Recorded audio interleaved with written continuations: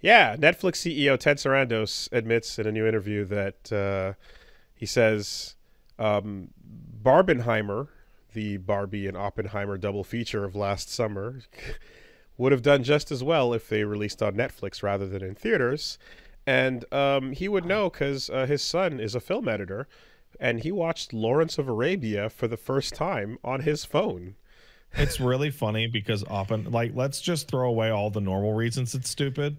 Oppenheimer is specifically defined by a studio, like a theater, shatteringly loud, insanely booming noise of the bomb going off that rocks nearby theaters when it gets to that point in the movie. No, it can't. So just hard cut to Ted in his bed at night, and suddenly around him stands David Lynch, Chris Nolan, and Martin Scorsese, eyes glowing red in the darkness, just looking down on him. I mean, also, I don't know if you're familiar with Lawrence of Arabia, if you've seen it. I haven't seen it, but I do know that the hilariousness of this is because I haven't seen it, but I do know that that is considered a 4-hour masterclass in cinematography. So here's the part. I don't believe that his son watched it on his phone, because most phones don't have the battery to watch Lawrence of Arabia on them. It's 4 hours and 12 minutes long. Yeah, it is a super old movie, but it is only comes up in 3 contexts. It's when you're describing super long movies, super beautiful cinematography, amazing camera work and planning and overall just technical marvels and all that, and or white actors cosplaying Arabic dudes. That's basically what it's known for. It's crazy. It's crazy for them to say that, because here's the thing. Like, he could have said, you can actually argue, like, hey, TVs at home are big enough, and if you have the right surround sound tech, you can have a theatrical experience that is comparable. Therefore, I think some of these big blockbusters, people could have enjoyed them. You can watch that shit on anything. You could watch Oppenheimer via fucking 480 linked TikTok videos where you have to go into the comments to get part 2, yeah. part 3, part 4. All 200 parts.